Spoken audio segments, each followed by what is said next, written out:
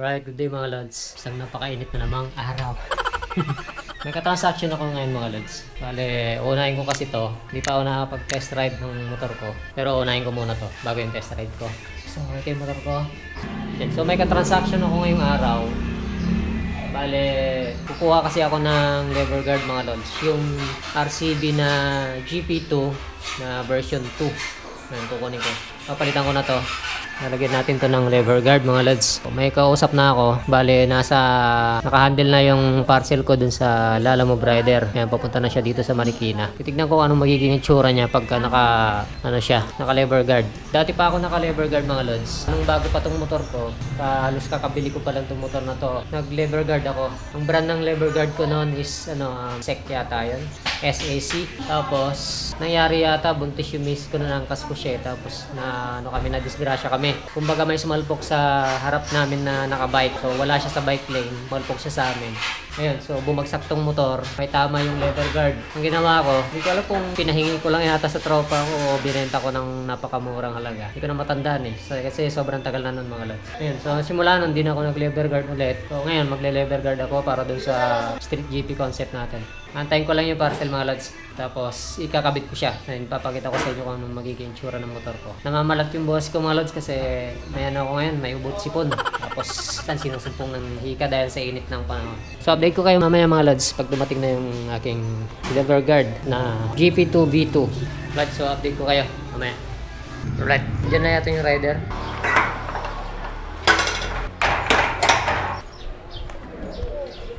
Huh?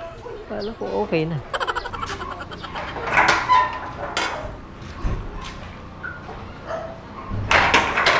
10 hours later. Right mga lods, update dun sa lever guard ko. So, nandito na siya. Ayan. Ano na ngayon? Ang oras na? Alas 5 na yan. Kagabi na.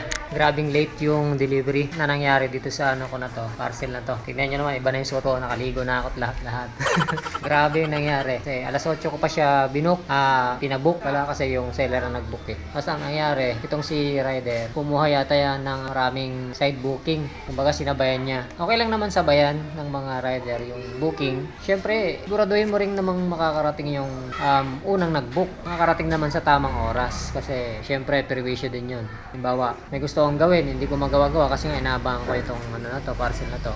Ang sabi niya, na disgrasya daw siya. Naintindihan ko naman yun, kung na-disgrasya nga siya. Sa bandang Pasig yata yun. Kawawa naman siya kung ganun nga nangyari. Ayaw daw mandar yung motor niya. Ngayon, ang ginawa niya, nag-book siya ulit ng panibago. Pinasa niya tong parcel na to. So, nagkapasa-pasa na. Tapos yun, imbis na after lunch, before lunch, nandito na dapat tong parcel ko.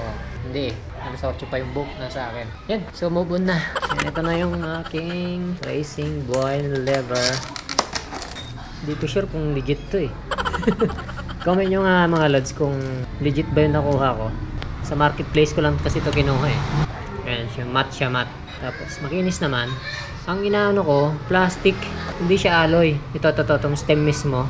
Ganito ba talaga to mga lods? Yan, comment na lang kayo. Para siyang hard plastic. Sa feeling ko, para siyang kagaya ng plastic. Pagka-plastic ng grab bar natin. Alloy naman tong niya. Ito, yung magsisikip mismo sa handlebar. Ito yung alloy.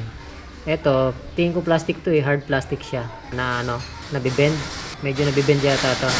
Sa impact siguro baka ewan ko lang kung mapuputol to sa impact or mabibend lang siya. Yan, magaan.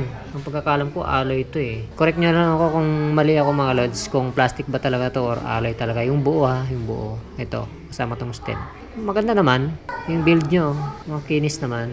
Kasi tinanong ko naman sa seller kung original daw to. Correct nyo lang kasi hindi ko alam kung ano ba talaga yung original na ito, kung alloy ba or plastic talaga. Yun. So, ikakabit ko na dito sa motor ko. Titignan natin kung anong forma magiging. Medyo nakaka-bad trip yung nangyari ngayong araw dahil dito. Pero okay na. At least nandito na siya. Ngayon, so kakalasin ko lang tong mga tumang bar end tapos kakabit natin to. Update ko kayo.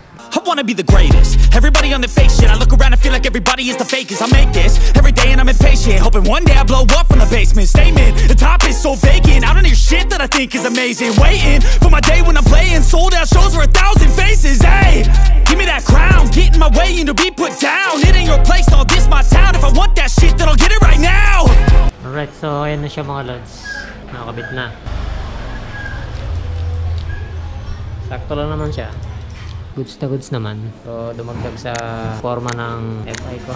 Okay lang naman, walang sabit. Pwede mo naman siyang i-adjust eh. Pwede i-adjust dito, pwede rin to. Labas na ng konti. Dito, okay lang dito. Talagang all the way. Pasok. Wala naman problema. Pinahirapan lang ako nung lumang bar end ko. Putik na yan. Grabe yung hirap kong pagtanggal sa kanya. Okay. So, paunti-unti. Meron tayong nadadagdag sa street GP concept natin. Sa Raider 150 Fi. Huwag natin biglain dahil walang pambigla. Baka dumugo pag binigla. Paunti-unti, handaan-handaan lang. This na gagawa natin yung concept ng ating motor. Parang full RCB na rin. Kasi RCB na lahat halos eh. Pero marami pa. Braking system pa. Wala pang RCB yan. Okay pa naman ako sa stock. Ginabi na ako pagkabit na ito kasi dahil nga dun sa nangyari sa delivery ko. Kaya nakikita nyo naman, binubuo natin ng paunti-unti yung gusto nating concept. Kung may binubuo kayo mga lods, dapat yung gusto niya talagang buuin. Tsaka kung wala kayong extra motor, mas advisable kung buuin yung ganitong klase ng concept kasi pwede mo siyang gamitin all around. Hindi kaya ng ibang concept na pang show lang. Pagka daily use mo siya, medyo alanganin. Ito, pwedeng daily use. So, nadagdagan na naman yung natin, yung binubuo natin. Street GP concept. Concept-conceptan lang mga lodi.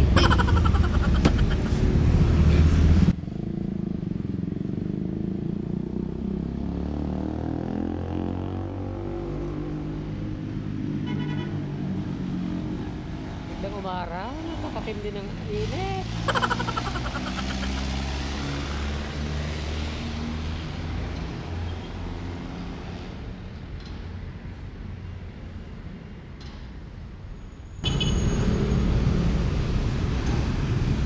Yan, okay naman siya. Goods to goods.